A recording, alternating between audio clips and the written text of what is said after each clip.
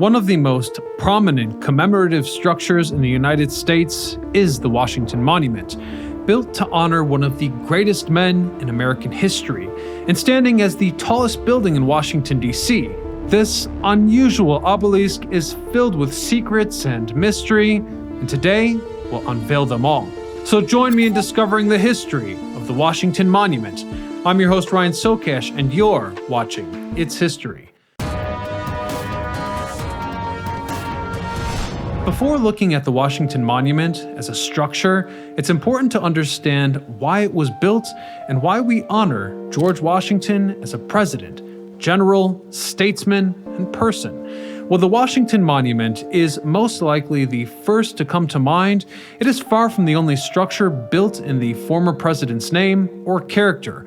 Believe it or not, there is actually an older Washington Monument in Maryland, built all the way back in 1827. Then, 2 years later, another one was built in Baltimore. Aside from these singular structures, there are numerous streets, lakes, schools, mountains, ships, a federal holiday, and even other famous Americans in honor of George Washington. Not to mention the actual state of Washington, the 42nd state in the Union. And then, of course, there's the capital of the entire country, Washington, D.C., where the Washington Monument is located. But who's the man behind the name? George Washington is arguably the most widely recognized and iconic figure in American history. As was said before, he's regarded by most as the father of the United States, as well as America's greatest president. So with that in mind, let's take a moment to explore a little bit of his story for context. George Washington was born in the Virginia colony on February the 22nd, 1732, and very quickly in his early life, he ascended to prominence with the British Army, where he acquired the skills to conquer formidable challenges and master the art of leadership, gaining the reputation of a skilled tactician and military leader. Following his service in the British military, Washington transitioned into civilian life, where he became a prosperous statesman and landowner while also starting his own family. However, he would eventually re-enter military service, this time on the side of the American patriots on the eve of the Revolution. Once the Continental Army was assembled, Washington was nominated for the role of Commander-in-Chief due to his military record, leadership skills, as well as his support for the cause. He was then unanimously elected by the Continental Congress. As the Revolutionary War unfolded, Washington was confronted with numerous difficulties and obstacles in his way, such as harsh weather conditions, dwindling numbers of troops, lack of supplies, and the gargantuan task of going up against the strongest military force in the world at the time, the British military. However, his ingenious and clever tactics ultimately steered the colonies towards victory, ensuring their freedom from British rule. After the war concluded, the U.S. secured independence. Washington could have used the momentum of his military triumph to retain power as a military dictator, yet he chose to step down, allowing the Continental Congress to take charge of constructing the new nation on their own. Nonetheless, after the Constitution was adopted, Congress unanimously chose Washington as the inaugural president of the United States of America in 1788, recognizing that there was no one more qualified to guide the nation. Washington then established the precedent for what it meant to be the executive of the United States. In doing so, he played a pivotal role in solidifying the core values and principles that this nation has upheld. Despite not aligning with any political party and even cautioning against their formation, Washington's personal Federalist beliefs played a crucial role in transforming the United States from a loosely organized confederation of 13 autonomous states into a strong and unified nation. He accomplished this by promoting nationwide trade and commerce, strengthening national cohesion to maintain the Union, and safeguarding American borders. In the end, he built a Federalist legacy that would endure throughout the subsequent administration led by John Adams. What is possibly more important, though, is what Washington did not do. For instance, he wisely understood the precarious state of the new nation and refrained from entangling the United States in foreign affairs that might have led to a crippling debt, loss of American lives, or pulling resources from pressing domestic issues. Washington abstained from forging international alliances and wisely avoided involvement in the destructive French Revolution, despite many within the US encouraging to do otherwise. Moreover, despite having plenty of opportunities to seize absolute power, Washington resisted this temptation, voluntarily stepping down from the presidency after serving 2 terms.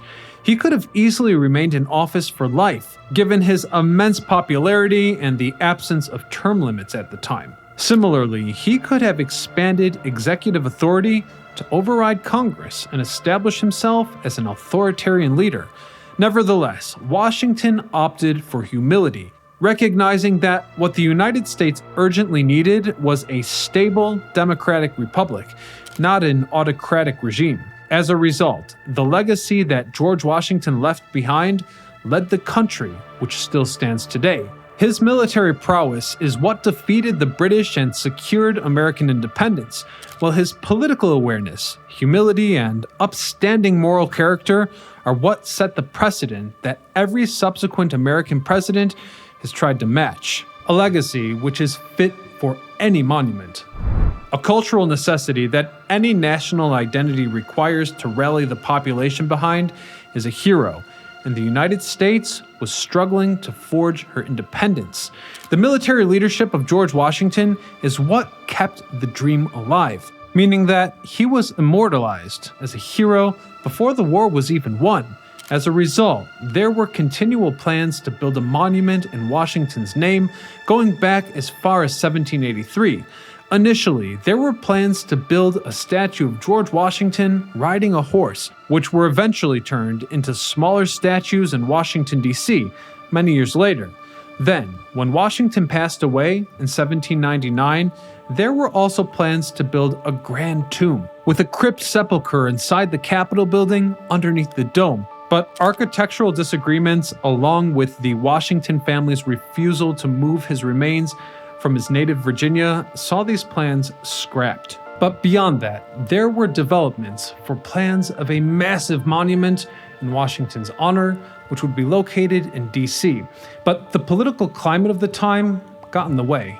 Despite Washington being the hero of the Revolution, he soon began to be associated with the Federalist Party, an ideology which was attacked by the Democratic Republican Thomas Jefferson during the election of 1800, an election which Jefferson would win, ushering in a wave of republicanism. Along with the Democratic Republican anti-elitism views coinciding with the rise of the Baptist domination across the American South. It was also seen as undemocratic and authoritarian to build monuments honoring powerful leaders. Unfortunately, it wouldn't be until several decades after in which the political landscape would evolve to the point where Washington was then seen again as a figure that all Americans can universally uphold. It was at this time where the plans to build a monument for George Washington were renewed. In 1833, the Washington National Monument Society was formed, a group of many wealthy citizens looking to finally build an awe-inspiring monument in the Capitol in honor of the first president. This organization includes many prominent individuals, such as the wives of Alexander Hamilton, James Madison, and John Adams, along several others. Amidst rising donations, they also held a contest to choose the best design. Eventually, an architect named Robert Mills won. This was also significant because Mills was the first native-born American to be trained as an architect, and he even previously designed one of the smaller aforementioned Washington monuments in Baltimore. Mills' plans for this new monument were seen as incredibly ambitious, audacious, and unique, with some in the Washington National Monument Society calling it, quote, unparalleled in the world. The design involved a 600-foot-tall, ancient Egyptian-style obelisk or four-sided narrow pyramid-like structure which were used to honor the dead. Surrounding the obelisk would be a ring of 30 100-foot-tall columns inspired by classical Greek architectural styles. The colonnade would then house statues of other American heroes from the Revolutionary War, with an extravagant statue of George Washington riding a chariot on top. Back in 1791, when the city of Washington, D.C. was designed, the French-American military engineer Peter Lanfranc had actually dedicated an open space which he intended to be used for a monument to George Washington. This is where Mills planned to put the monument, but due to the expected weight of the entire complex, it had to be moved slightly southwest. While many reveled in the impressive nature of the design, there were large concerns over the necessary funds to make Mills' vision a reality. Well, there were continual issues collecting enough money. A sufficient amount was procured, and construction began in 1848.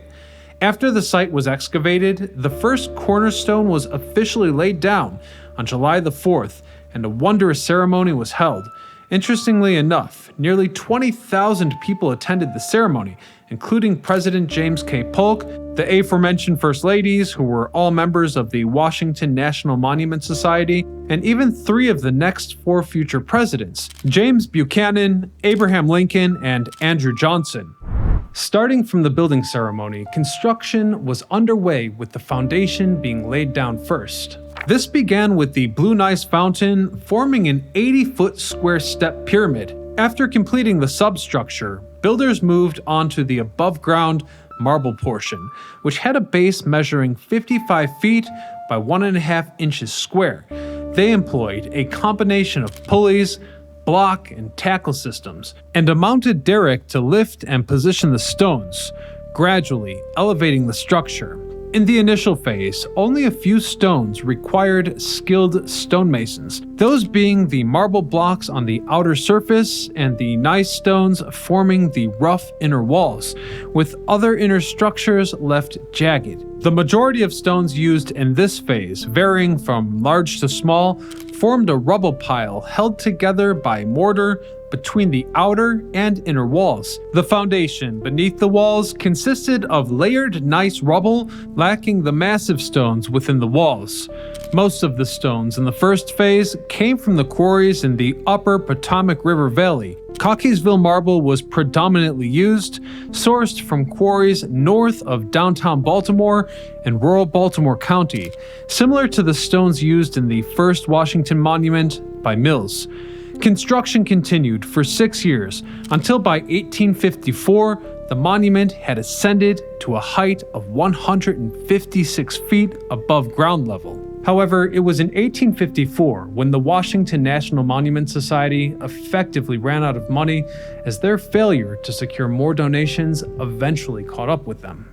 To make matters worse, the architect, Robert Mills, died the next year. Also, in 1854, Pope Pius IX donated a memorial stone to the Washington Monument, which was then referred to as the Pope's Stone. This elicited a strong reaction from the Know Nothing Party, a prominent political party and movement in the US at the time, which was seriously anti-Catholic. Members of the Know Nothing Party were able to take control over the Washington National Monument Society, though many original members rejected the new reign, forming a separate society which clashed with the Know Nothings over the monument's construction and administration. Due to the infighting as well as the general lack of funds, little progress was made and only 4 feet were added onto the monument by 1859. Eventually, the Know Nothing Party, as a political entity itself, began to fracture and fall apart due to their own internal disagreements, and as a result, their control over the Washington Monument also fell, thrusting the original society back in charge, this time with the funding of Congress. Unfortunately, this did not lead to construction picking up where it left off though, as in 1861, the Civil War would commence and all federal funding went to the war effort, and later reconstruction projects in the aftermath. After nearly 2 decades of the unfinished Washington Monument laying dormant, interest to complete it came in 1876, coinciding with the huge nationwide celebrations of the 100th anniversary of the signing of the Declaration of Independence. The discussions over what the monument should look like were also reopened, although Robert Mills comically said before his passing that leaving out the colonnade would make the monument resemble, quote, a stalk of asparagus. A lone obelisk was much more accurate to its ancient Egyptian inspiration, and this was preferred in order to cut cost to make the construction easier. Then, in 1879, construction officially resumed, now being overseen by the United States Army Corps of Engineers, Lieutenant Colonel Thomas Lincoln Casey. After repairing the foundation, more stones were added to the obelisk, but this presented a new challenge.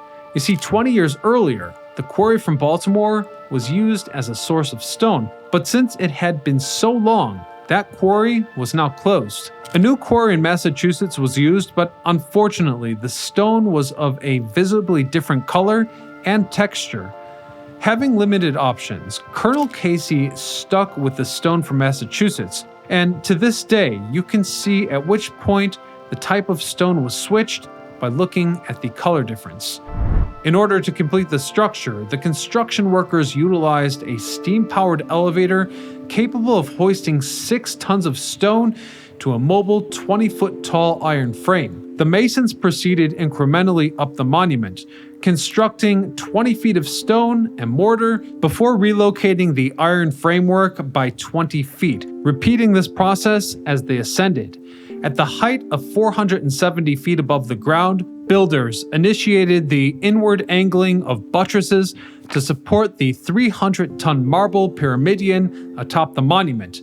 These buttresses provided stability for the angled walls of the pyramidion, anchored by mortise and tenon joints, which began their inward ascent at 500 feet above ground level. Since the beginning of construction in 1848, many memorial stones had been donated, but one of the interesting things Colonel Casey did was restructure the interior so that all the memorial stones were positioned in the interior walls so they were much easier to see from the inside. But we'll talk more about the memorial stones shortly. Then, by 1884, the 3,300-pound capstone was placed on top, with a small aluminum tip at the apex. Upon this aluminum tip is an inscription in Latin, translating to "Praise be to God." The monument was nearly finished. All it needed was the infrastructure to make it accessible to the public.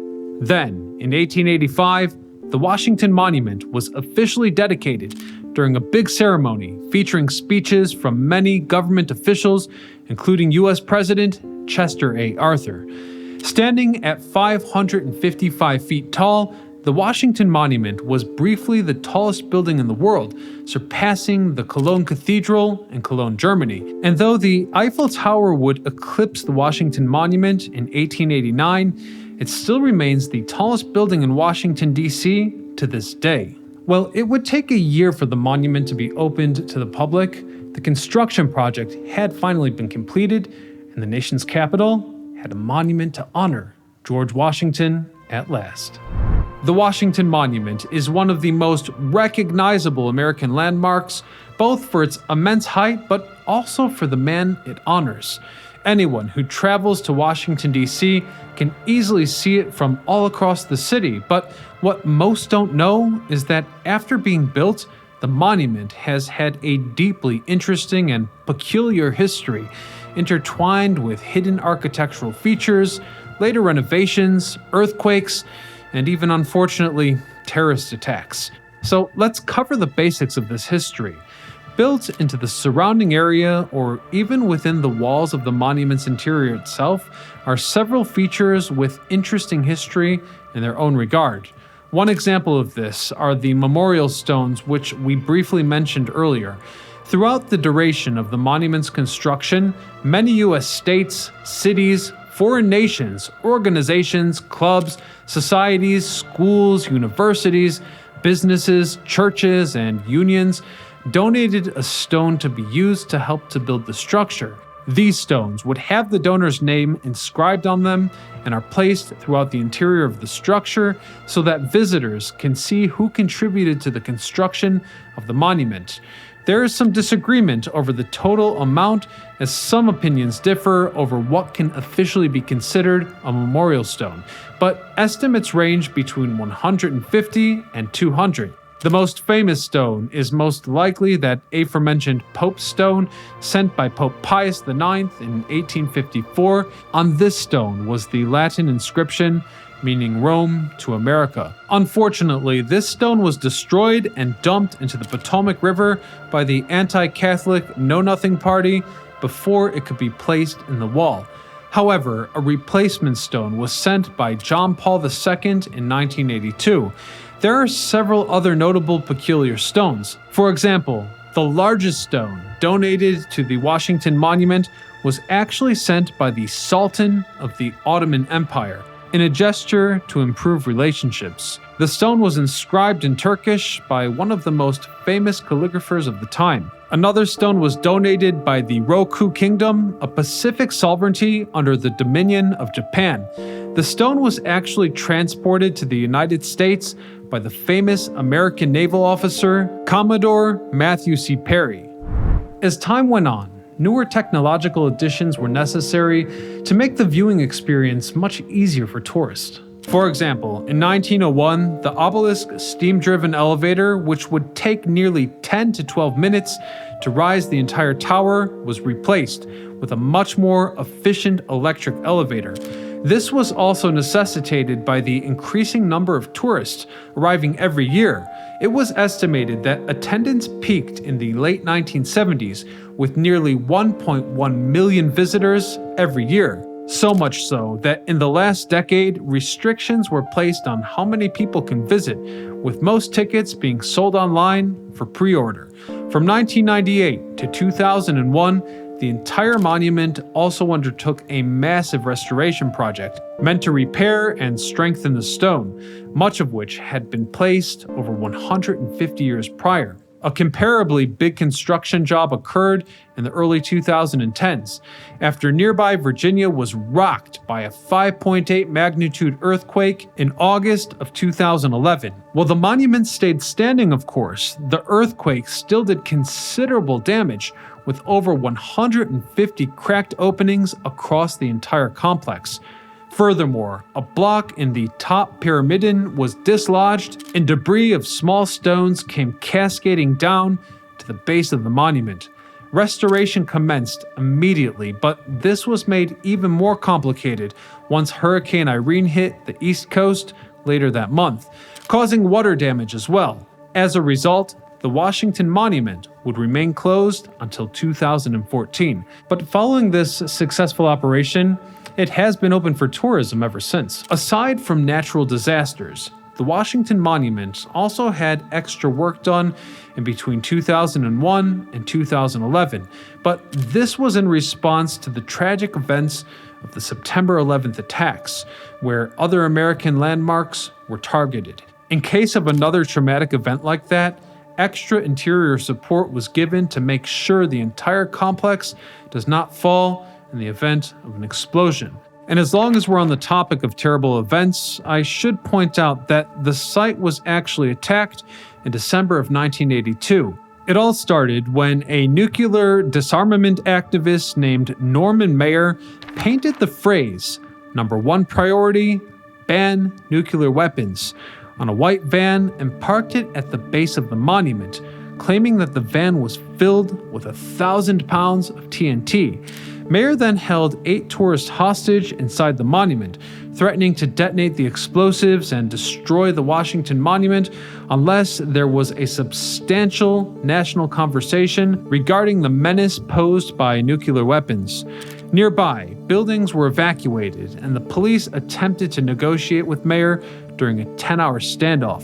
Unfortunately, these peace talks failed, and Maier attempted to drive off in the van. Fearing an even worse outcome, U.S. Park Police snipers opened fire on Maier's van, killing him in the process. After some investigation, it turned out that there were no explosives in the van, but thanks to the heroic measures taken by the police, none of the hostages were harmed.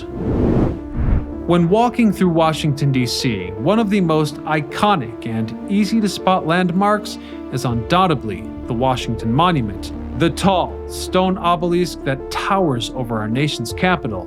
But by looking into this one singular structure, we can open many stories of history. Stories of great technological and architectural wonders, the political landscape at different times in the nation's history, hidden features, natural disasters like earthquakes and hurricanes, tragic events, and of course, the story of George Washington himself, the father of the United States of America.